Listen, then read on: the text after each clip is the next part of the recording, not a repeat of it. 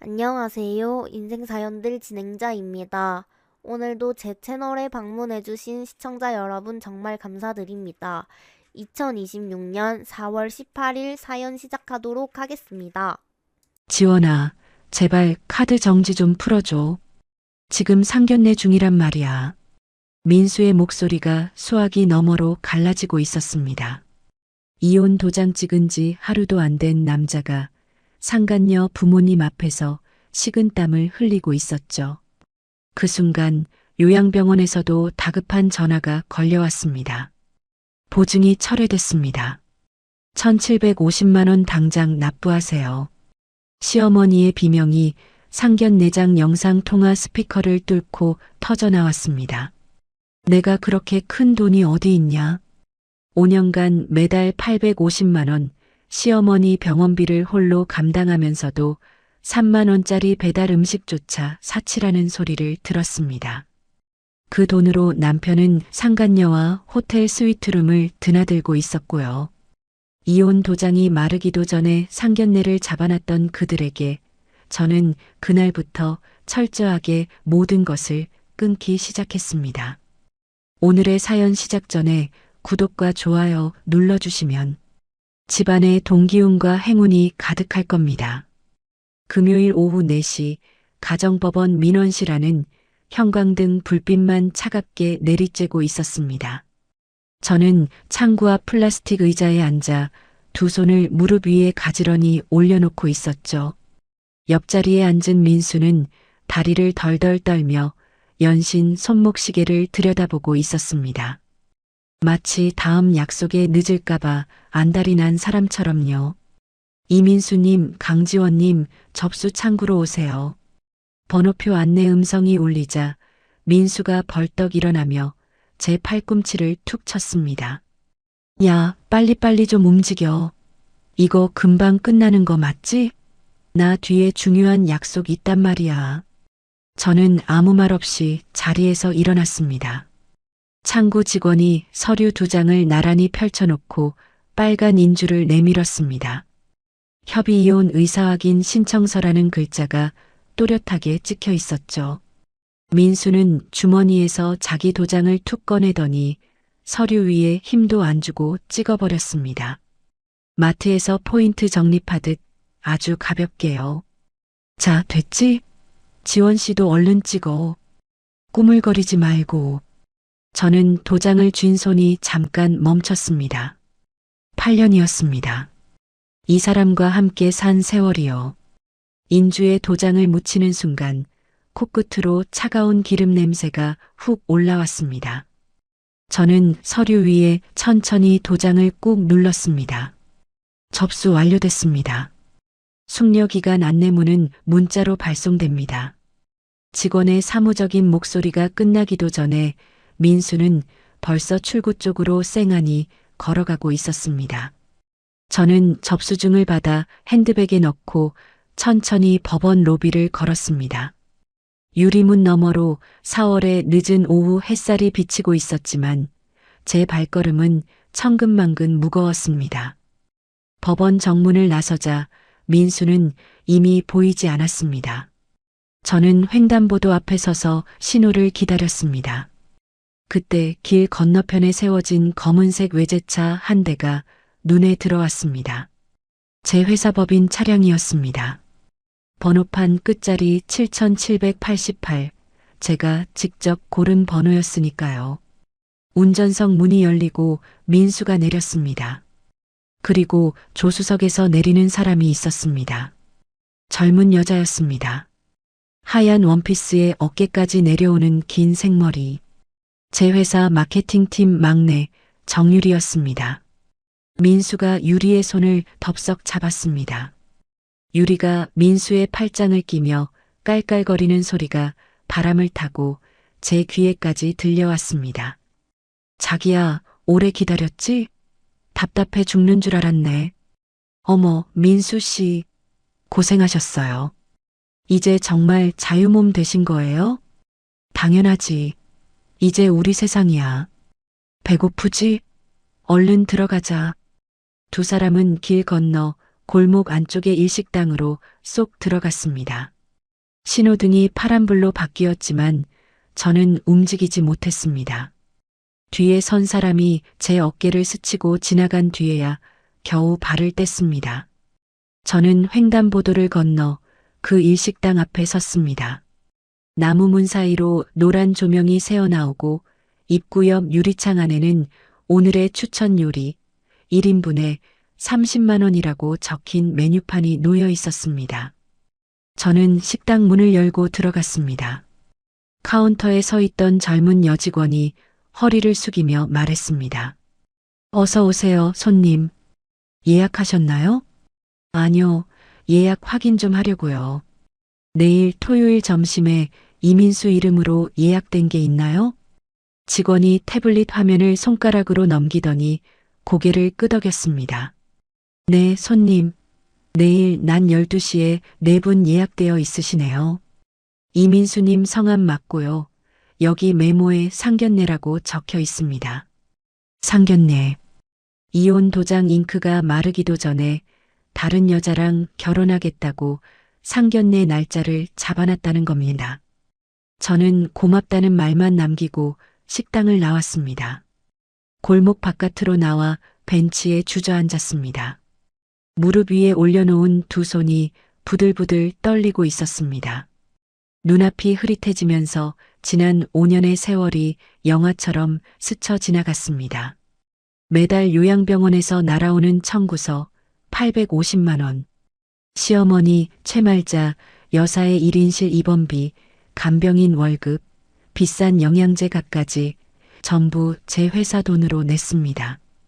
5년이면 그 돈만 5억이 넘었습니다. 그러면서 민수는 제가 밤늦게 야근하고 돌아온 날 식탁 위에 놓인 배달 음식 그릇을 손가락질하며 이렇게 소리를 질러댔습니다. 야, 너는 돈 아까운 줄을 몰라? 또 배달이야? 이 3만 원이면 마트 가서 일주일치 반찬을 사오겠다. 집구석 꼴이 이게 뭐야? 여자가 살림할 줄을 몰라서 원. 새벽 1시에 퇴근해서 밥 한 끼 시켜 먹는 걸 사치라고 몰아세우던 사람입니다. 정작 본인은 제 회사 카드로 한 끼에 30만 원짜리 회를 처먹으면서 말이죠. 저는 벤치에서 일어났습니다. 골목을 돌아 주차장으로 걸어갔습니다. 제 회사 차가 구석에 세워져 있었습니다. 저는 핸드백 안쪽에서 비상용 차키를 꺼냈습니다. 차 문을 열고 운전석에 앉으니 거울 아래에 유리에 이름이 새겨진 열쇠고리가 달랑거리고 있었습니다. 저는 입술을 깨물고 블랙박스에서 메모리 카드를 쏙 뽑아냈습니다. 회사로 돌아오는 택시 안에서 이어폰을 꽂고 녹음된 소리를 들었습니다. 시어머니의 목소리가 쩌렁쩌렁 울려 퍼졌습니다. 아이고, 유리야. 이 스카프 좀 봐라. 어쩜 이렇게 보들보들하니 좋니? 백화점에서 산 거야? 역시 네가 센스가 보통이 아니야. 어머니, 마음에 드세요? 당연하죠. 제가 어머니한테 싸구려를 드릴 리가 있나요? 제일 좋은 걸로 골랐어요. 그래야지. 우리 지원이는 돈만 벌 줄 알았지. 영 맹물이라니까. 맨날 튼튼하고 실속 있는 것만 사오는데 촌스러워서 들고 나갈 수가 있어야지. 아주 센스 꽝이야. 유리가 옆에서 여우처럼 낄낄거리며 맞장구를 쳤습니다. 호호. 어머니, 저도 그 언니 보면 참 답답했어요. 민수 씨가 그러는데 집에서는 맨날 무릎 나온 누더기 같은 옷만 입고 있대요. 그게 어디 여자예요? 그러니까 말이다. 우리 아들이 밖으로 눈 돌리는 게 당연한 거지. 유리야, 네가 우리 민수 꽉 붙잡아라. 이 애미가 뒤에서 확실히 밀어줄 테니까. 저는 이어폰을 획 뺐습니다. 택시 창밖으로 불빛들이 지나갔지만 제 눈에는 아무것도 들어오지 않았습니다. 회사에 도착하자마자 법무팀장 방문을 거칠게 두드렸습니다. 팀장님, 월요일 아침 되자마자 법원 가서 이혼 취소 서류 내세요. 협의 이혼 안 합니다. 당장 재판이혼 소송 준비하세요. 저 인간들 잘못 하나하나 다 따져서 피눈물 흘리게 할 겁니다. 법무팀장이 깜짝 놀라 안경을 고쳤으며 물었습니다. 대표님, 갑자기 무슨 일이십니까? 내가 저 집구석에 쏟아부은 돈, 1원짜리 하나까지 다 찾아낼 거예요. 오늘 밤새서라도 영수증 다 뽑으세요. 사무실 컴퓨터 앞에 앉아 제 카드로 쓴 내역을 다 뽑았습니다. 화면에는 민수와 시어머니가 제 돈으로 흥청망청 쓴 기록들이 쏟아져 나왔습니다. 호텔 스위트룸, 비싼 식당, 명품 가방들. 민수와 유리가 데이트하며 쓴 돈만 해도 780만 원이 넘었습니다. 저는 그 숫자들을 하나하나 정리하며 내일 상견례장에서 터뜨릴 폭탄을 준비했습니다. 밤 11시 저는 민수에게 점잖게 문자를 보냈습니다. 이혼하더라도 어머님 병원비는 제가 계속 낼게요.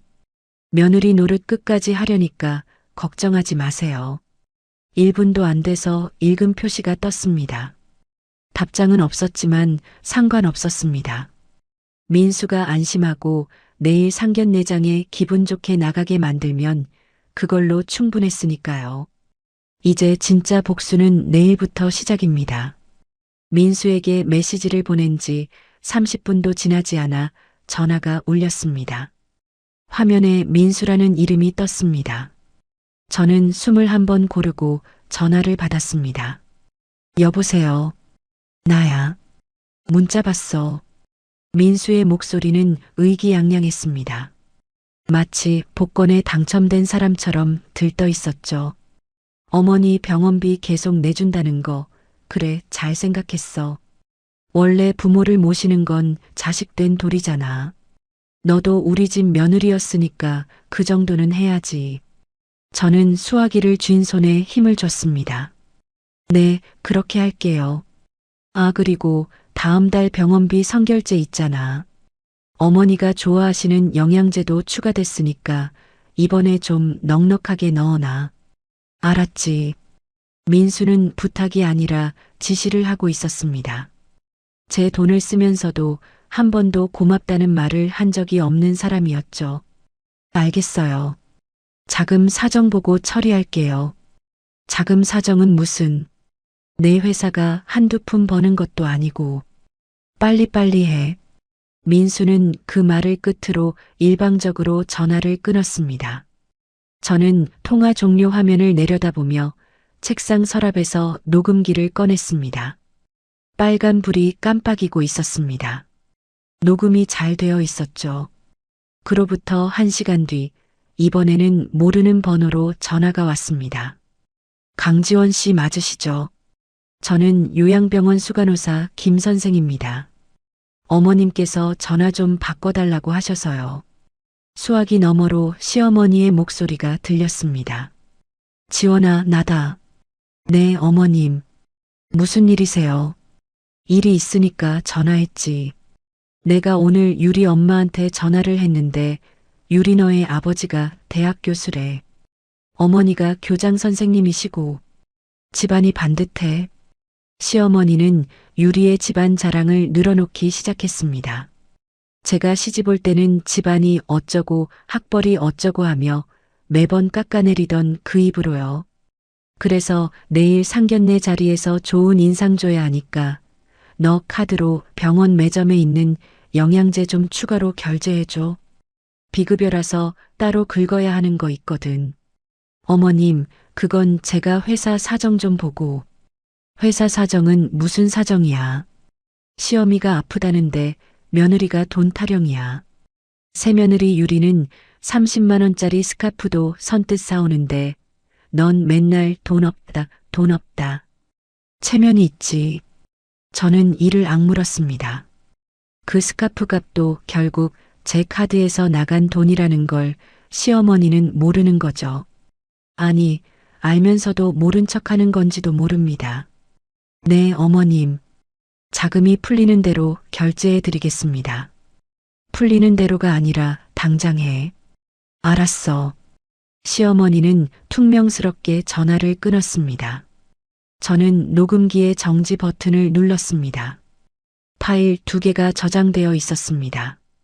민수의 뻔뻔한 성결제 요구와 시어머니의 폭언, 둘 다 깨끗하게 담겼습니다. 저는 의자 등받이에 기대어 천장을 올려다봤습니다. 그때 스마트폰에 인스타그램 알림이 떴습니다. 정유리가 새 게시물을 올렸다는 알림이었죠. 저는 유리의 프로필을 눌렀습니다. 사진 속에서 유리는 목에 반짝이는 다이아몬드 목걸이를 걸고 거울 앞에서 포즈를 취하고 있었습니다. 해시태그에는 사랑하는 사람이 준 선물 150만 원짜리 행복이라고 적혀 있었죠. 150만 원. 제 카드 내역에서 봤던 그 금액이었습니다. 백화점 주얼리 매장 150만 원, 결제자 강지원. 제 돈으로 산 목걸이를 걸고 세상에 자랑하고 있었던 겁니다. 저는 스마트폰을 내려놓고 컴퓨터 앞으로 돌아왔습니다. 은행 앱을 열어 민수의 계좌 정보를 조회했습니다. 부부 공동 명의로 연결되어 있어서 조회가 가능했죠. 화면에 뜬 숫자를 보고 저는 입꼬리를 살짝 올렸습니다. 잔액 마이너스 4천만 원. 대출 연체 기록 3건. 저는 그 화면을 캡처하고 컬러로 출력했습니다. 유리는 이 남자가 빚 한 푼 없는 자산가인 줄 알고 있을 겁니다. 내일이 되면 알게 되겠죠. 밤 10시 저는 차를 몰고 요양병원 근처 커피숍에 들어갔습니다. 구석자리에 병원 원무가 박주임이 먼저 와서 앉아 있었습니다. 박주임은 아이스 아메리카노를 빨대로 빨며 저를 올려다봤습니다. 대표님, 이 시간에 무슨 일이세요? 저는 박주임 맞은편에 앉으며 말했습니다. 박주임님, 솔직하게 여쭐게요. 우리 시어머니한테 많이 시달리셨죠? 박주임의 눈이 커졌습니다. 빨대를 놓고 두 손을 테이블 위에 올렸습니다. 그걸 제가 뭐라고 말씀드리기가. 다 알아요. 시어머니가 간호사분들 앞에서 욕하시고 밥이 맛없다고 쟁반 엎으시고 박 주임님한테도 큰 소리 치신 거. 박 주임이 고개를 숙이며 한숨을 내쉬었습니다. 솔직히 병원 생활 15년 했는데 저런 환자 보호자는 처음입니다. 간호사들도 그 병실 담당 걸리면 울상이에요. 저는 테이블 위로 하얀 봉투 하나를 밀었습니다. 박 주임님, 부탁이 하나 있습니다. 박 주임이 봉투를 슬쩍 들어 안을 확인하더니 눈을 동그랗게 떴습니다. 대표님, 이건 제 이름으로 된 연대보증을 빼주세요. 그리고 제 카드로 걸려있는 자동결제도 전부 끊어주시고요. 합법적으로 처리할 수 있는 거죠.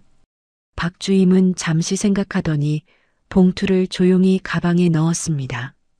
보증인 본인이 직접 철회 요청하시면 서류상 문제 없습니다. 내일 오전 중으로 처리해 드리죠. 한 가지 더요. 내일 토요일 점심때쯤 시어머니한테 전화 한 통만 해주세요. 보증이 빠졌으니 밀린 비용이랑 새 보증금을 내라고요. 정확히 낮 12시 반쯤이요. 박주임이 저를 빤히 쳐다봤습니다. 저는 눈을 피하지 않았습니다. 알겠습니다, 대표님. 커피숍을 나온 저는 집으로 향했습니다. 현관문을 열자 텅 빈 거실이 저를 맞았습니다. 민수가 쓰던 유료 케이블 방송 셋톱박스에 빨간 불이 깜빡이고 있었습니다. 저는 스마트폰을 열고 케이블 방송 구독 해지, 정수기 렌탈 해지, 배달 앱 결제 카드 삭제를 차례로 눌렀습니다. 민수가 빈대처럼 붙어서 누리던 것들을 하나씩 끊을 때마다 손가락 끝이 시원해졌습니다. 마지막으로 저는 내일 상견례가 열리는 일식당에 전화를 걸었습니다. 저기요, 내일 점심에 VIP 룸 예약한 손님한테 전화를 연결하고 싶은데 룸 안에 내선 전화가 있나요? 네, 손님. VIP 룸에는 내선 전화기가 비치되어 있습니다. 카운터에서 연결 가능하고요. 번호는 내선 307번입니다. 저는 수첩에 307이라고 적었습니다. 책상 위에 출력한 영수증 다발과 마이너스 통장 캡처본, 블랙박스 메모리 카드를 나란히 늘어놓았습니다. 서류 가방 안에 하나씩 넣으며 내일의 순서를 머릿속으로 그렸습니다. 시계를 보니 새벽 1시가 넘어 있었습니다. 저는 불을 끄고 침대에 누웠지만 잠이 오지 않았습니다. 눈을 감으면 민수와 유리가 팔짱을 끼고 걸어가는 뒷모습이 선명하게 떠올랐으니까요. 저는 베개 옆에 놓인 서류 가방을 손으로 한번 쓸어보고 눈을 감았습니다. 토요일 낮 12시, 저는 일식당 건너편 카페 2층 창가에 앉아 아메리카노를 한 모금 마셨습니다. 유리병 너머로 일식당 입구가 훤히 내려다 보였죠. 검은색 세단 한 대가 일식당 앞에 섰습니다. 민수가 운전석에서 내려 조수석 문을 열어줬습니다. 유리가 내리며 치맛자락을 가다듬었고 뒷좌석에서 50대 중반쯤으로 보이는 남녀가 나란히 내렸습니다. 유리의 부모님이었습니다. 민수는 양복 단추를 채우며 허리를 90도로 숙여 인사했습니다. 유리의 아버지가 민수의 어깨를 두드리는 모습까지 보였죠. 네 사람은 웃음꽃을 피우며 일식당 안으로 사라졌습니다. 저는 카페 직원에게 부탁해둔 일식당 쪽 소식을 기다렸습니다. 일식당에서 아르바이트를 겸하고 있는 카페 직원이 점심 교대를 핑계로 건너편을 다녀오기로 한 거였죠. 20분쯤 지나 그 직원이 돌아와 제 테이블 옆에 섰습니다. 손님, 그쪽 VIP 룸에 4분 들어가셨는데요. 남자분이 자꾸 스마트폰을 만지작거리면서 얼굴이 안 좋더라고요. 뭔가 안 되는 게 있는 것 같았어요. 저는 고개를 끄덕였습니다. 케이블 방송, 정수기, 배달앱. 어젯밤에 끊어놓은 것들을 하나씩 확인하고 있을 겁니다. 아무것도 작동하지 않는 스마트폰 화면 앞에서 민수의 이마에 땀이 맺히는 모습이 눈에 선했습니다. 12시 25분, 저는 시계를 확인하고 스마트폰을 들었습니다. 박주임에게 문자를 보냈습니다. 지금 걸어주세요. 1분 뒤 박주임에게서 답장이 왔습니다.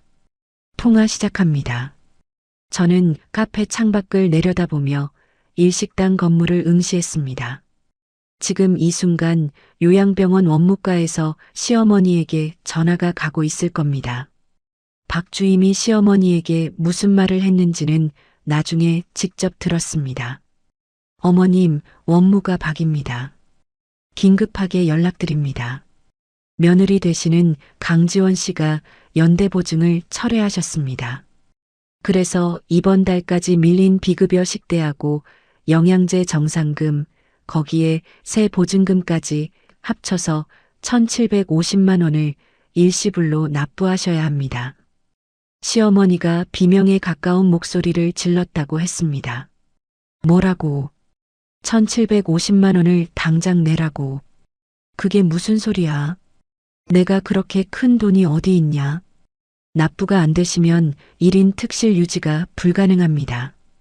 오늘 중으로 다인실로 이동하셔야 합니다.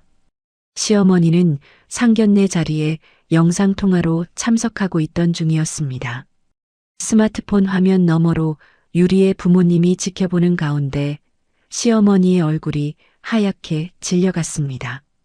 12시 35분 카페 직원이 다시 제 테이블로 왔습니다.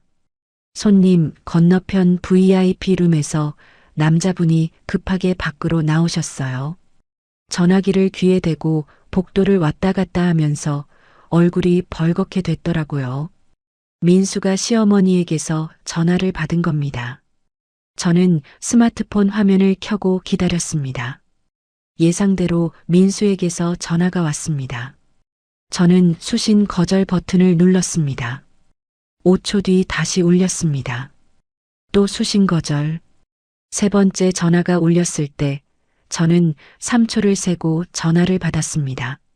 지원아, 너 지금 뭐 한 거야? 병원에서 전화 왔는데 보증이 빠졌다고. 카드도 다 끊겼다고. 1750만 원을 당장 내래. 너 미쳤어. 민수의 목소리가 갈라지고 있었습니다. 숨소리가 거칠고 말끝이 떨리고 있었죠. 미치긴 누가 미쳤어. 이혼 도장 찍고 나서 내가 왜 시어머니 병원비를 내? 가족의 도리가 있잖아. 어머니가 아프시다고. 지금 상견례 중이란 말이야. 제발 카드 정지 좀 풀어줘. 상견례. 이혼 서류에 잉크도 안 마른 사람이 상견례를 하고 있으면서 나한테 가족의 도리를 말해. 민수가 말문이 막혔습니다. 수화기 너머로 거친 들숨만 들렸습니다. 우리는 이제 법적으로 남남이야. 어머니 병원비는 아들인 네가 내. 밀린 빚 갚을 걱정이나 해. 저는 전화를 끊었습니다. 그리고 곧바로 수첩을 펼쳐내선 307번을 확인하고 일식당 카운터로 전화를 걸었습니다. 여보세요. 오늘 낮 12시에 VIP 룸 예약하신 이민수님 일행 테이블인데요. 급한 연락이 있어서 그러는데 룸 안에 있는 내선 전화 스피커를 좀 켜주실 수 있을까요? 가족 긴급 상황입니다. 아, 네. 잠시만요. 수화기 너머로 뚜뚜하는 연결음이 울렸습니다. 그리고 룸 안에 웅성거리는 소리가 들려왔습니다. 유리의 어머니로 보이는 여자 목소리가 이게 무슨 전화야 하고 중얼거렸습니다. 저는 또렷하게 말했습니다. 안녕하세요. 저는 이민수의 아직 법적으로 유효한 아내 강지원입니다. 룸 안이 조용해졌습니다. 지금 그 자리에 앉아 계신 이민수라는 사람은 통장 잔고가 마이너스 4천만 원인 빚쟁이입니다. 타고 온 외제차는 제 회사 법인 차량이고 강남에 자가 아파트도 없습니다. 전부 거짓말이에요. 유리의 아버지 목소리가 들렸습니다. 이게 무슨 소리요? 민수 씨, 이게 사실이요. 민수가 더듬거리는 소리가 들렸습니다. 아, 아닙니다. 아버님, 이건 전처가 앙심을 품고 전처가 아닙니다. 저는 아직 이민수의 법적 배우자예요. 어제 협의 이혼 신청서를 냈을 뿐이고 혼인 관계는 지금 이 순간에도 유효합니다. 저는 숨을 한번 들이쉬고 이어 말했습니다. 그리고 유리 부모님, 따님의 목에 걸려 있는 150만 원짜리 다이아몬드 목걸이는 제 신용카드로 결제된 겁니다. 민수가 제 카드로 따님한테 선물한 거예요. 5성급 호텔 스위트룸도 이 일식당 식사도 전부 제 카드에서 나간 돈이에요. 총 780만 원어치요. 룸 안에서 의자가 긁히는 소리가 났습니다. 유리의 어머니가 유리야, 이게 대체 뭔 소리니 하고 다급하게 말하는 목소리가 들렸습니다. 그리고 방금 요양병원에서 전화가 왔을 겁니다. 시어머니 병원비 1750만 원이요. 그 돈도 지금까지 전부 제가 냈습니다. 이제 안 냅니다. 민수 씨 아들이니까 직접 내세요. 민수의 목소리가 갈라져 나왔습니다. 지원아, 지금 뭐 하는 거야? 제발 그만해. 그만하긴 뭘 그만해. 나는 사실을 말하고 있을 뿐이야. 유리의 아버지가 낮고 단단한 목소리로 말했습니다. 민수 씨, 지금 이 자리에서 해명할 게 있으면 해보시오. 민수는 아무 말도 하지 못했습니다. 수화기 너머로 길고 무거운 침묵만 흘렀습니다. 저는 전화를 끊었습니다. 카페 창밖을 내려다보니 일식당 입구가 보였습니다. 5분쯤 지났을까 유리의 아버지가 먼저 문을 박차고 나왔습니다. 유리의 어머니가 유리의 팔을 잡아 끌며 뒤따라 나왔고 유리는 고개를 푹 숙인 채 부모님의 차에 올라탔습니다. 세 사람을 태운 차가 급하게 출발했습니다. 민수는 한참 뒤에야 일식당 문을 열고 나왔습니다. 넥타이가 비뚤어져 있었고 양복 윗단추가 풀려 있었습니다.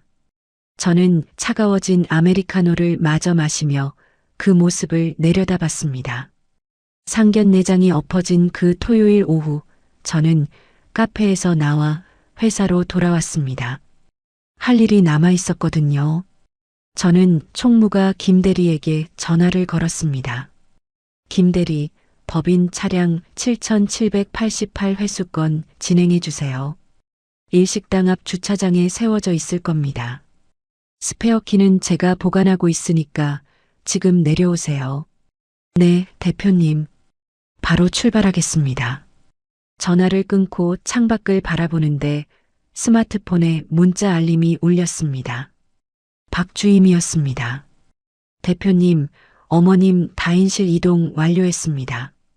1인 특실 짐 전부 6인실 구석 자리로 옮겼습니다. 저는 문자를 확인하고 스마트폰을 내려놓았습니다. 850만 원짜리 특실에서 누리던 호사가 하루아침에 사라진 겁니다. 시어머니가 지금 어떤 얼굴을 하고 있을지 충분히 그려졌습니다. 그날 저녁부터 민수에게서 부재중 전화가 쏟아졌습니다. 12통, 15통, 20통. 저는 한 통도 받지 않았습니다. 며칠이 지난 수요일 저녁 모르는 번호로 전화가 왔습니다. 받자마자 낯선 남자 목소리가 굵직하게 울렸습니다. 강지원이지. 네, 실례지만 누구세요? 나 이판석이다. 민수 큰아버지. 시백부였습니다. 목소리만으로도 턱을 치켜든 표정이 보이는 것 같았죠. 어르신, 안녕하세요. 안녕은 무슨 안녕이야. 민수 어머니한테 다 들었다. 네가 돈에 눈이 뒤집혀서 병든 시어미를 길바닥에 내팽개치고 민수 재산을 몽땅 빼돌렸다며. 저는 수화기를 쥔 손에 힘을 줬습니다. 시어머니가 선수를 친 겁니다. 어르신, 그건 사실이 아닙니다. 사실이고 뭐고 내가 판단할 거니까 이번 주 일요일 오전 11시에 본가로 와. 집안 어른들 다 모이기로 했다. 너도 와서 할 말 있으면 해. 어르신, 제가 꼭 가야 합니까? 안 오면 네가 잘못 인정하는 거로 간주한다. 내 선택이야. 시백부는 일방적으로 전화를 끊었습니다. 저는 스마트폰을 내려놓고 깊은 숨을 내쉬었습니다. 30분 뒤 민수에게서 문자가 왔습니다. 일요일에 본가 안 오면 내 친정 부모님 집으로 쳐들어간다. 내 회사 로비에 들어누울 수도 있어. 각오해. 저는 문자를 읽고 또 읽었습니다. 화면 위에 글자가 떨릴 정도로 손에 힘이 들어갔습니다. 친정 부모님을 건드리겠다고요. 평생 허리 한번 못 펴고 저를 대학까지 보내주신 부모님을 협박도구로 쓰겠다는 겁니다. 저는 이를 악물고 그 문자를 캡처했습니다. 그리고 책상 앞에 앉아 잠시 눈을 감았습니다. 좋아요 가죠. 친척회의. 오히려 잘 됐습니다. 민수와 시어머니가 스스로 무대를 마련해 준 거니까요. 저는 서류 가방을 열었습니다. 5년치 요양병원 이체 내역서, 매달 850만 원씩 빠져나간 기록이 빼곡하게 정리되어 있었습니다. 민수의 마이너스 4천만 원 통장 캡처본, 780만 원어치 불륜 영수증, 묶음, 블랙박스 메모리 카드. 이미 준비해 둔 것들이었죠. 저는 프린터 앞에 섰습니다. 일요일에 본가에 모이는 친척이 몇 명인지 세어봤습니다. 시백부 내외, 시숙부 내외, 시고모 내외, 그리고 민수의 사촌 형들까지 최소 10명이었습니다. 저는 이체 내역서와 불륜 영수증을 10부씩 복사했습니다. 따뜻하게 출력된 종이 묶음을 한 부씩 갈색 서류 봉투에 넣었습니다. 마지막으로 스마트폰을 꺼내 블랙박스에서 추출한 음성 파일을 확인했습니다. 시어머니의 목소리가 선명하게 재생됐습니다.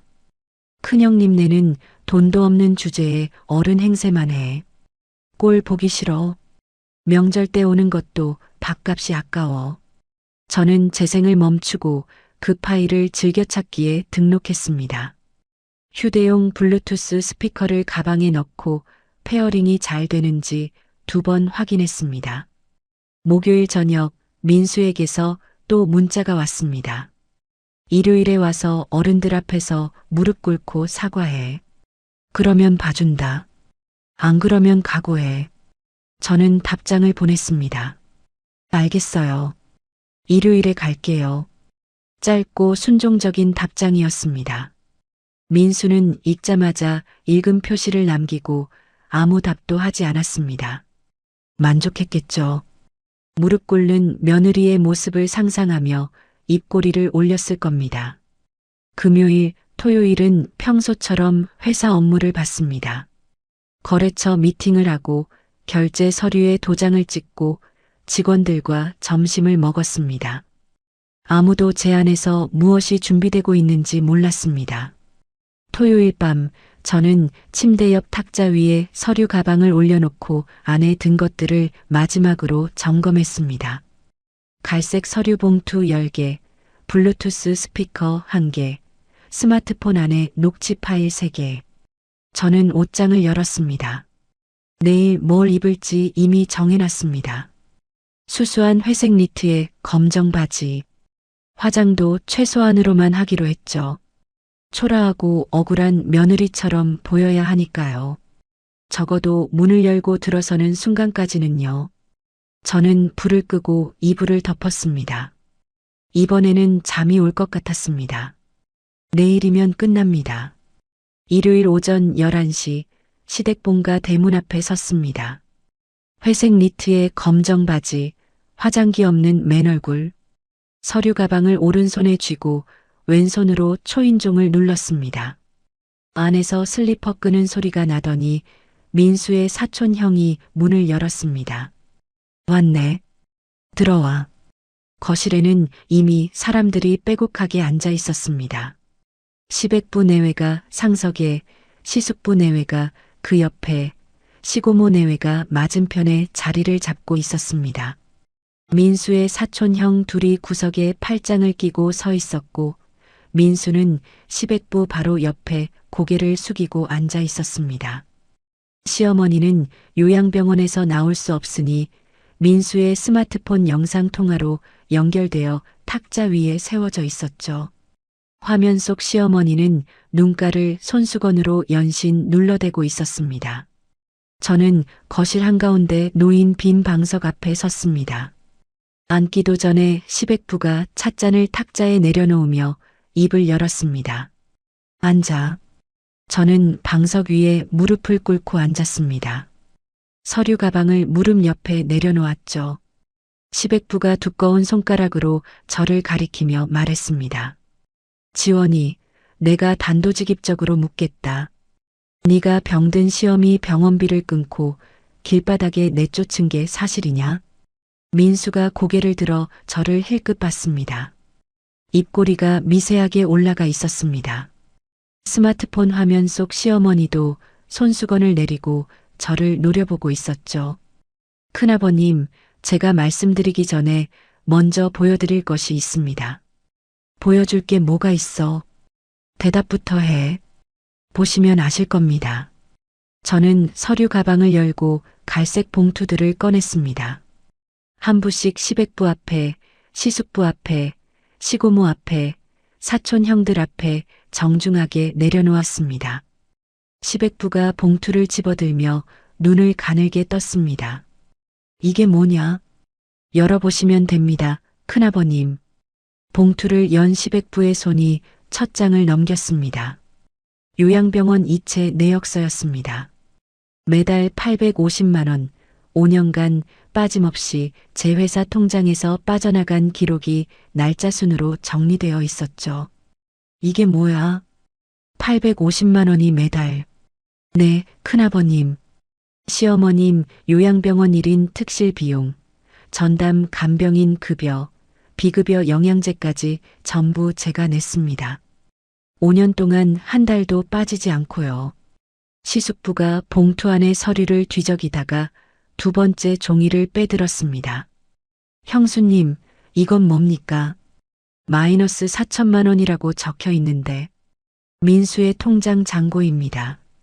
대출 연체 기록도 3건이고요. 민수는 자산이 없습니다. 제가 운영하는 회사의 법인 차를 끌고 다니면서 자기 차인 것처럼 행세했을 뿐이에요. 민수가 벌떡 일어섰습니다. 이거 다 조작이야. 큰아버지, 이 여자가 서류를 위조한 겁니다. 속지 마세요. 시백부가 민수를 올려다봤습니다. 닥치고 앉아. 내가 물어볼 때 말해. 민수의 무릎이 휘청거리더니 도로 주저앉았습니다. 저는 세 번째 서류 묶음을 가리켰습니다. 그 다음 장은 민수가 제 신용카드로 결제한 내역입니다. 5성급 호텔 스위트룸, VIP 일식당, 백화점 주얼리 매장. 민수가 정율이라는 20대 여직원과 함께 쓴 돈이 총 780만 원입니다. 시고모가 영수증 사본을 들여다보다가 입을 벌렸습니다. 호텔 스위트룸을 2번이나. 이게 혼자 간 게 아니잖아. 혼자 간 게 아닙니다, 고모님. 민수가 제 회사 여직원과 바람을 피운 겁니다. 이혼 도장을 찍은 바로 그날 그 여직원과 팔짱을 끼고 다음날 상견례까지 잡아놨더라고요. 거실이 술렁거리기 시작했습니다.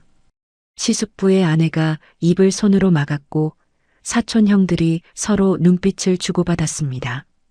시백부의 얼굴이 시뻘겋게 달아오르고 있었죠.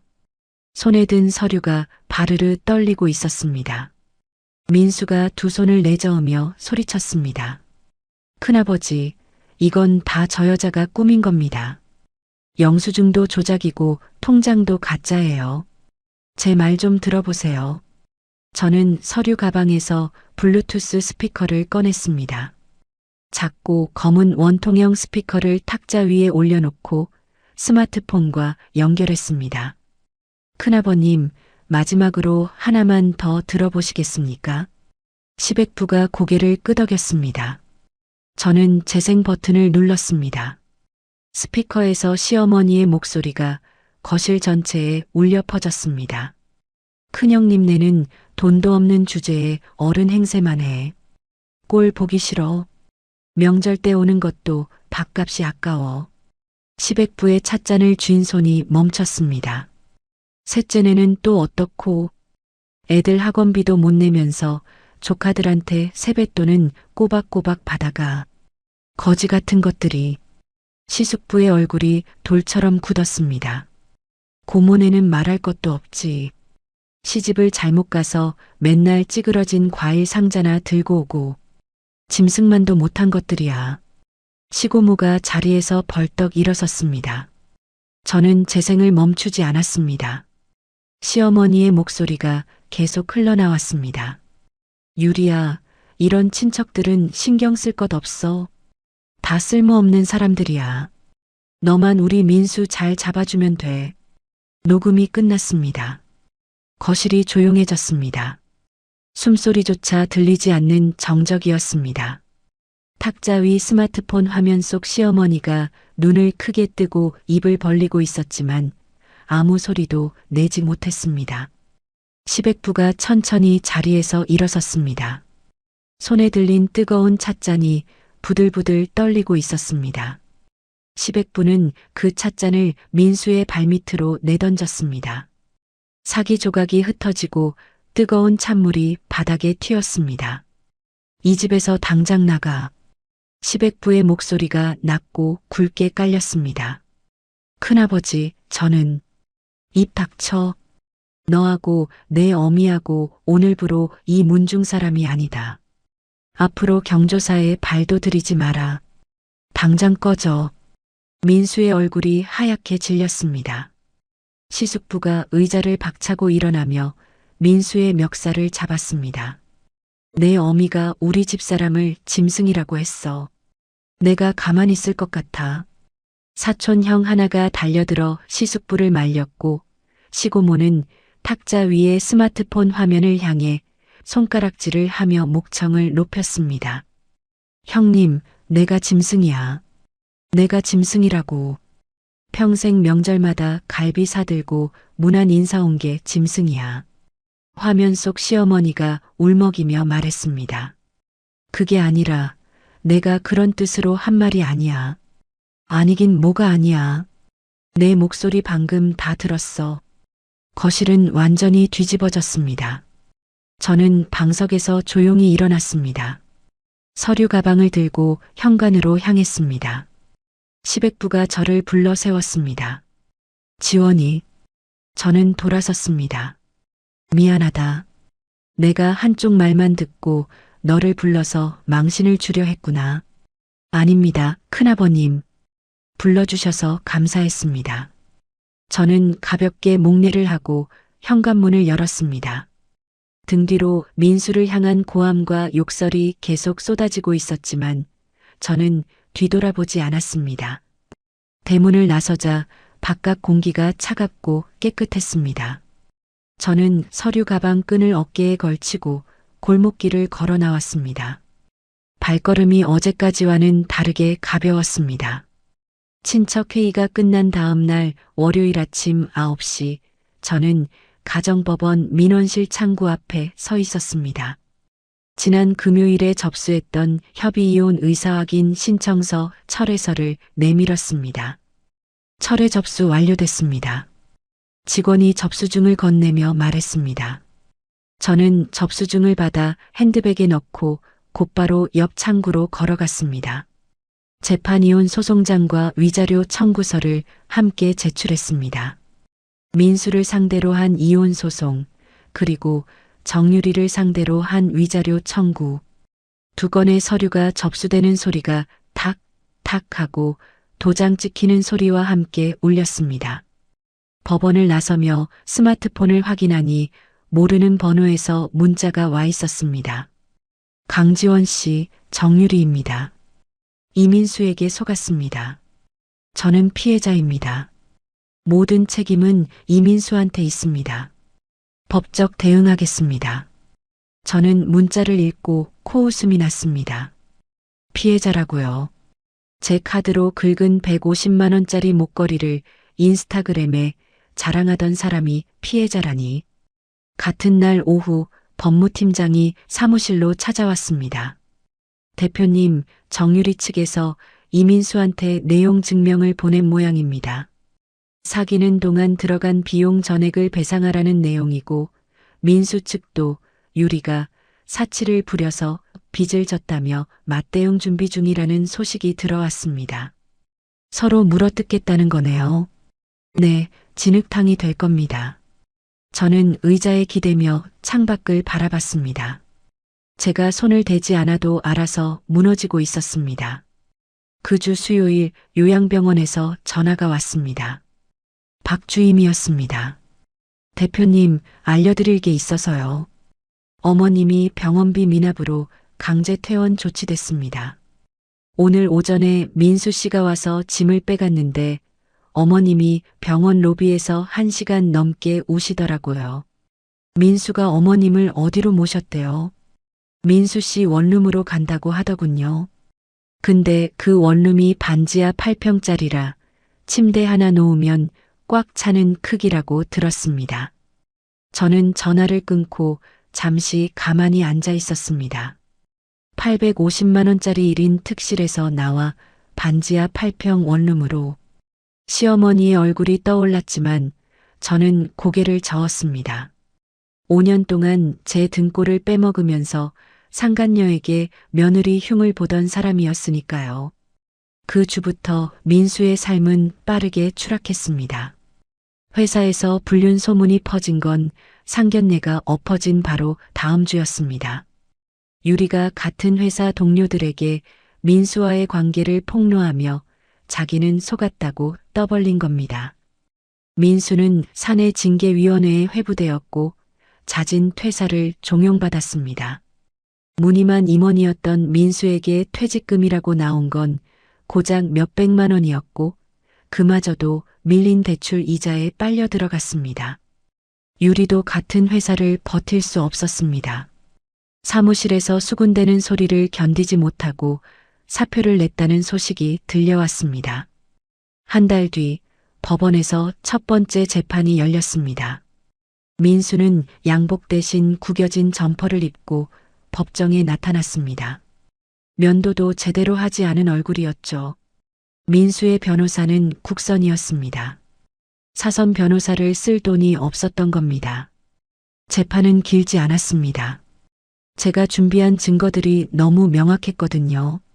5년간의 병원비 이체 내역, 780만 원의 불륜 영수증, 블랙박스 음성 파일, 민수의 협박 문자 캡처. 민수 측에서는 반박할 자료가 단 하나도 없었습니다. 판결이 나왔습니다. 민수의 잘못을 전부 인정하고 위자료 5천만 원, 부부 공동 재산의 90%를 제게 분할하라는 판결이었습니다. 유리에게도 위자료 3천만 원 지급 명령이 내려졌습니다.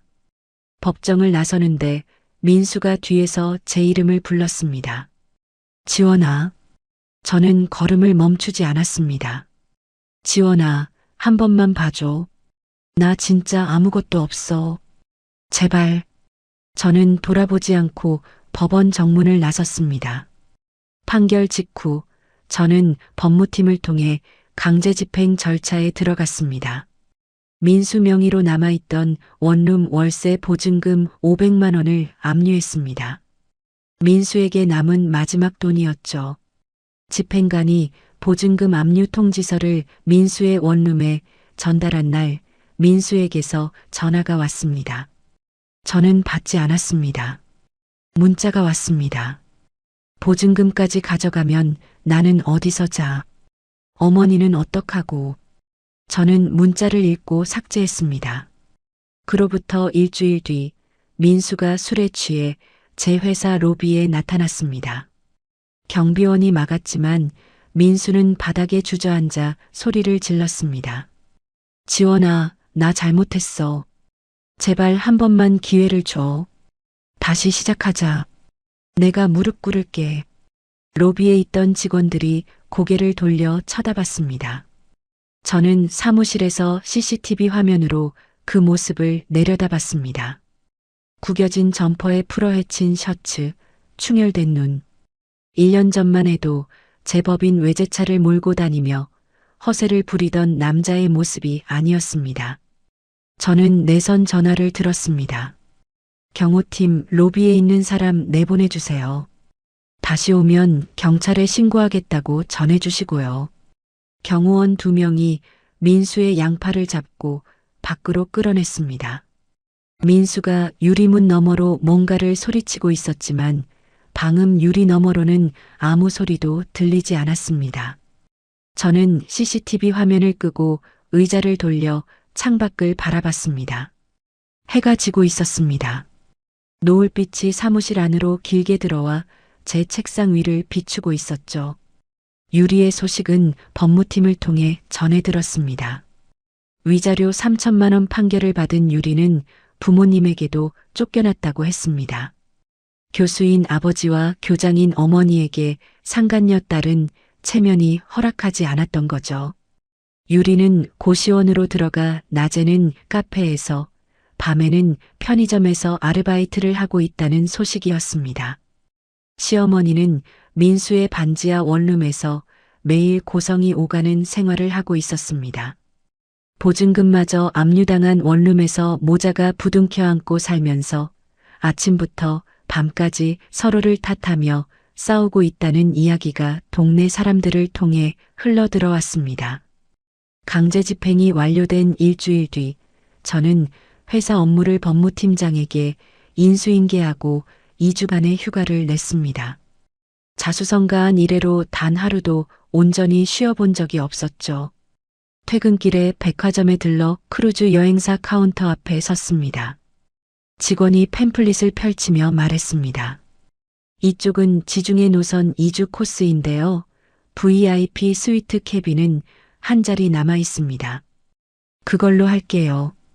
카드를 내밀자 직원이 눈을 동그랗게 떴습니다. 혹시 동행분은 안 계신가요? 혼자예요. 직원이 미소를 지으며 티켓을 출력해 건넸습니다. 저는 티켓을 받아 핸드백에 넣으며 입꼬리를 올렸습니다. 누구의 눈치도 보지 않고 누구의 허락도 필요 없는 여행이었습니다. 출국 전날 요양병원 근처 한우 전문점에서 최고급 한우 세트를 주문했습니다. 배송지에 박주임의 이름을 적었습니다. 감사 카드에는 짧게 한 줄만 썼습니다. 덕분에 제 삶을 되찾았습니다. 감사합니다. 출국 당일 아침, 리무진이 집 앞에 도착했습니다. 캐리어를 트렁크에 싣고 뒷좌석에 올라탔습니다. 가죽 시트에 등을 기대니 온몸의 긴장이 스르르 풀렸습니다. 리무진이 강변도로를 따라 공항 방향으로 달리고 있을 때였습니다. 빨간 신호에 걸려 차가 멈췄습니다. 무심코 창밖을 바라보는데 인도 너머 인력사무소 앞에 줄을 선 사람들이 보였습니다. 형광색 조끼를 입은 남자들 사이에 낯익은 뒷모습이 있었습니다. 더러워진 안전모를 눌러쓰고 어깨가 축 처진 채 승합차에 오르는 남자. 민수였습니다. 한때 제 회사 법인 외제차 운전석에 앉아 선글라스를 올리며 사거리를 누비던 그 사람이 인력사무소 승합차 맨 뒷자리에 끼어앉고 있었습니다. 저는 그 모습을 3초쯤 바라봤습니다. 가슴이 뛰거나 목이 메거나 하지 않았습니다. 동정심도 쾌감도 아무것도 느껴지지 않았죠. 저는 창문 버튼을 눌러 검은 틴팅 유리를 올렸습니다. 민수의 모습이 어둠 속으로 사라졌습니다. 신호가 바뀌고 리무진이 다시 출발했습니다. 저는 핸드백에서 스마트폰을 꺼내 주소록을 열었습니다. 이민수, 삭제 버튼을 눌렀습니다. 최말자, 삭제, 정유리, 삭제, 세 개의 이름이 주소록에서 사라지는데 5초도 걸리지 않았습니다. 5년간 제 삶을 갉아먹던 이름들이었는데 지우는 건 참 쉬웠습니다. 공항에 도착해 출국 수속을 밟고 라운지에 앉아 있을 때 법무팀장에게서 문자가 왔습니다. 대표님, 민수 측에서 신청했던 개인 파산이 법원에서 기각됐습니다. 면책 요건 불충분이라고 합니다. 채무 탕감 불가 판정입니다. 저는 문자를 읽고 스마트폰을 가방에 넣었습니다. 파산 신청마저 기각됐다는 건 민수가 빚의 굴레에서 빠져나올 길이 없다는 뜻이었습니다. 저는 라운지 창밖으로 활주로를 내다보며 커피를 한 모금 마셨습니다. 크루즈에 올라탄 첫날, 저는 선상 데크에 섰습니다. 끝없이 펼쳐진 바다가 오후 햇살에 반짝이고 있었습니다. 바람이 머리카락을 흩날렸고 짠 바다 냄새가 코끝을 스쳤습니다. 웨이터가 다가와 샴페인 잔을 건넸습니다. 혼자 여행이세요? 네, 혼자예요. 멋지시네요. 저는 샴페인 잔을 들어 올렸습니다. 건배 상대는 없었습니다. 저 혼자였죠. 하지만 그게 좋았습니다. 누군가의 현금 인출기도 누군가의 호구 며느리도 아닌 온전히 저 자신으로서 들어 올리는 첫 번째 잔이었으니까요. 저는 잔을 입에 대고 천천히 한 모금 마셨습니다. 기포가 혀 위에서 톡톡 터졌습니다. 바다 위로 갈매기 한 마리가 낮게 날아갔습니다. 그날 저녁 저는 캐빈에서 가져온 파티복으로 갈아입었습니다. 검정 드레스에 귀걸이 하나. 거울 앞에 서서 제 모습을 바라봤습니다. 거울 속에 저는 웃고 있었습니다. 억지가 아닌 진짜 웃음이었습니다. 선상 디너 파티장에 들어서자 은은한 피아노 선율이 흘러나왔습니다. 둥근 테이블마다 촛불이 켜져 있었고 창밖으로 보름달이 바다 위에 긴 빗줄기를 들이우고 있었죠. 옆 테이블에 앉아있던 백발의 부부가 저를 향해 잔을 들어 올렸습니다. 혼자 오셨어요. 같이 건배해요. 저는 미소를 지으며 잔을 들어 올렸습니다. 이름도 모르는 사람들과 부딪히는 유리잔 소리가 맑게 울렸습니다. 디너가 끝난 뒤 데크 난간에 기대어 밤바다를 바라봤습니다. 달빛이 검은 수면 위에 부서지고 있었습니다. 바람이 차가웠지만 돌아가고 싶지 않았습니다. 회사 걱정도 법원 서류도 민수의 얼굴도 떠오르지 않았습니다. 머릿속이 텅 비어 있었습니다. 그 빈자리가 이렇게 편안한 것인 줄 처음 알았습니다. 크루즈에서 돌아온 뒤 1년이 흘렀습니다. 저는 그 시간 동안 쉬지 않았습니다. 새벽 6시에 출근해서 밤 10시에 퇴근하는 날들이 이어졌지만 예전과는 달랐습니다. 시어머니 병원비 걱정도, 민수의 눈치도, 누군가에게 빨려나가는 돈 걱정도 없었으니까요. 벌어들인 수익이 온전히 회사로 돌아왔고 그 돈은 신규 사업과 인재 채용에 쓰였습니다. 회사는 업계 1위 중견기업으로 올라섰습니다. 그리고 저는 한 가지 일을 더 시작했습니다. 저처럼 가정 안에서 경제적으로 착취당하고 말도 안 되는 논리에 휘둘리며 자존감을 잃어가는 여성들을 위한 무료 법률 지원 재단이었습니다. 이름은 다시 나 재단이라고 지었습니다. 재단 설립 기념 자선 파티가 열리는 날 저는 오전부터 호텔 연회장을 돌아다니며 꽃 장식과 좌석 배치를 직접 확인했습니다. 법무팀장이 다가와 귀갯말로 말했습니다. 대표님, 취재진이 벌써 20팀 넘게 왔습니다. 업계 관계자분들도 거의 다 도착하셨고요. 고마워요. 수고 많았습니다. 저녁 7시 연회장 정문이 열렸습니다. 저는 곤색 정장에 진주 귀걸이를 하고 입구에 섰습니다. 문이 열리자마자 카메라 플래시가 쏟아졌습니다. 기자들이 제 이름을 부르며 마이크를 내밀었고 업계 관계자들이 박수를 치며 저를 맞았습니다. 저는 가볍게 목례를 하며 연회장 안으로 걸어 들어갔습니다. 1년 전 시댁본가 거실에서 방석 위에 무릎 꿇고 앉아 있던 저와 같은 사람이 맞는지 스스로에게 물었습니다. 연회장 한쪽 벽면에 대형 모니터가 걸려 있었습니다. 뉴스 채널이 실시간으로 흘러나오고 있었죠. 앵커의 목소리가 잠깐 귀에 걸렸습니다. 중고거래 사기 및 불법 대출 알선 혐의로 30대 남성이 구속 송치되었습니다. 화면에 모자이크 처리된 남자가 양손에 수갑을 찬 채 경찰서 계단을 내려오고 있었습니다. 구부정한 어깨, 축 늘어진 고개. 모자이크 너머의 얼굴을 볼 수 없었지만 저는 알 수 있었습니다. 뉴스는 10초쯤 흐르고 다음 소식으로 넘어갔습니다. 저는 시선을 모니터에서 거두고 연회장 안쪽으로 걸어갔습니다. 파티가 무르익을 무렵 사회자가 단상 위에 마이크를 두드리며 말했습니다. 그럼 오늘의 주인공이신 강지원 대표님을 단상으로 모시겠습니다. 박수 소리가 연회장을 가득 채웠습니다. 저는 단상에 올라 마이크 앞에 섰습니다. 수백 개의 눈이 저를 바라보고 있었습니다. 손이 떨리지 않았습니다. 목소리도 떨리지 않았습니다. 안녕하세요. 강지원입니다. 연회장이 조용해졌습니다. 몇 년 전까지 저는 누군가의 현금 인출기였습니다. 매달 수백만 원을 보내면서도 고맙다는 말 한마디 듣지 못했고 3만 원짜리 배달 음식을 시켜 먹으면 사치한다는 소리를 들었습니다. 제가 번 돈으로 호텔에 가고 명품을 사면서도 정작 저에게는 아무것도 허락되지 않았죠.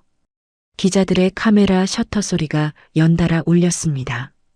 저는 오래 참았습니다. 가족이니까, 며느리니까, 아내니까. 그 세 글자에 묶여서 제 삶을 통째로 넘겨줬습니다. 그런데 어느 날 깨달았어요. 참는 게 미덕이 아니라 참는 게 제 삶을 갉아먹고 있다는 거리요. 저는 연회장을 천천히 둘러봤습니다. 그래서 끊었습니다. 카드를 끊고 보증을 끊고 관계를 끊었습니다. 끊는 순간이 무서웠냐고요. 무서웠습니다. 하지만 끊고 나니까 제 두 발로 서 있다는 걸 처음으로 느꼈습니다. 연회장 앞줄에 앉아있던 여성 한 명이 눈가를 손등으로 훔치는 게 보였습니다. 오늘 이 재단을 만든 이유는 하나입니다. 지금 이 순간에도 끊지 못해서 무너지고 있는 분들에게 말씀드리고 싶어서요. 끊어도 됩니다. 끊으면 살 수 있습니다. 마이크에서 손을 떼자 연 회장이 잠시 고요했습니다. 그리고 한 사람이 일어섰습니다. 그 옆 사람도 일어섰습니다. 앞줄부터 뒷줄까지 하나씩 자리에서 일어나며 박수를 치기 시작했습니다. 기립박수가 연 회장 전체를 뒤덮었습니다. 저는 단상 위에서 가만히 서 있었습니다. 눈시울이 뜨거워졌지만 울지 않았습니다. 시댁 거실에서 고개를 숙이던 사람은 이제 없었습니다. 단상에서 내려오자 법무팀장이 다가왔습니다.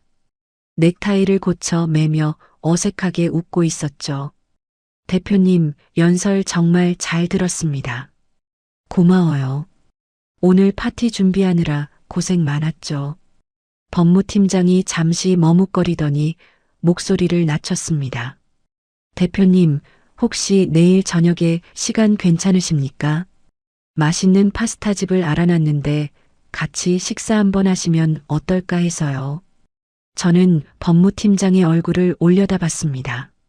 이 사람은 지난 1년간 제 모든 소송 서류를 빈틈없이 챙겨주고 새벽에 급하게 전화하면 불평 한마디 없이 달려와 주던 사람이었습니다. 파스타요. 네, 부담 없이 가볍게요. 저는 잠깐 생각하다가 고개를 끄덕였습니다. 좋아요. 내일 저녁 7시에 회사 앞에서 만나죠. 법무팀장의 귀가 빨개졌습니다. 저는 가벼운 미소를 지으며 연 회장 출구로 향했습니다. 호텔 로비를 지나 밖으로 나오니 도심의 야경이 통유리 너머로 쏟아졌습니다. 빌딩마다 불이 켜져 있었고 도로 위로 자동차 불빛이 줄지어 흐르고 있었죠. 주차장에 세워둔 오픈카의 운전석에 올라탔습니다. 시동 버튼을 누르자 엔진이 부드럽게 깨어났습니다. 지붕을 열자 4월의 밤바람이 머리카락을 흩날렸습니다. 강변북로 진입로에 올라서자 앞이 탁 트였습니다. 한강 위로 다리의 조명이 길게 반사되고 있었고 양쪽 차선에 차가 거의 없었습니다. 저는 엑셀을 밟았습니다. 엔진음이 경쾌하게 울리며 차가 앞으로 미끄러져 나갔습니다. 백미러에 호텔의 불빛이 점점 작아졌습니다. 앞 유리 너머로는 끝없이 뻗은 도로만 보였습니다. 저는 라디오를 켰습니다. 모르는 노래가 흘러나왔지만 상관없었습니다. 볼륨을 올리고 밤바람을 맞으며 달렸습니다. 제 피와 땀으로 만든 회사, 제 이름으로 세운 재단, 제 돈으로 산 차, 제 의지로 선택한 길, 전부 제 것이었습니다. 누구에게도 빚진 것 없는 온전히 제 삶이었습니다. 여러분, 오늘 지원 씨의 이야기 끝까지 잘 들으셨나요? 강지원은 5년 동안 매달 850만 원을 보내면서도 고맙다는 말 한마디 듣지 못했습니다. 3만 원짜리 배달 음식에 사치한다는 소리를 들을 때도 시어머니가 상간녀 앞에서 자신을 깎아내릴 때도 참는 게 가족의 도리라고 믿었습니다. 하지만 이혼 도장을 찍은 바로 그날 남편이 상간녀와 팔짱을 끼고 상견례를 준비하는 모습을 목격한 순간 깨달았습니다. 참는 것은 미덕이 아니라 자신을 갉아먹는 독이었다는 거리요. 강지원이 한 일은 거창한 게 아니었습니다. 카드를 끊고 보증을 빼고 더 이상 내 돈으로 남의 인생을 떠받치지 않겠다고 선을 그은 것뿐이었죠. 그랬더니 기생충처럼 붙어있던 사람들의 모래성이 스스로 무너졌습니다. 혹시 지금 이 이야기를 들으면서 가슴 한쪽이 뜨끔했던 분이 계실지도 모르겠습니다. 가족이니까, 며느리니까, 아내니까, 남편이니까 그 이름에 묶여서 내 삶을 통째로 내어주고 계신 분이요. 끊어도 됩니다. 끊는 순간이 무섭더라도 끊고 나면 비로소 제 두 발로 서 있다는 걸 느끼게 됩니다. 이야기를 끝까지 들어주신 분이 계시다면 잘 들었다고 댓글 하나만 남겨주세요. 항상 다채롭고 재밌는 이야기 들고 올 수 있도록 노력하는 채널이 되겠습니다. 항상 좋은 일만 가득하시길 바랍니다. 오늘의 사연도 끝까지 들어주신 시청자 여러분 감사합니다. 항상 다채로운 이야기, 재밌는 이야기 들고 올 수 있도록 노력하는 인생 사연들이 되겠습니다. 오늘도 무탈하고 행복한 하루 보내세요.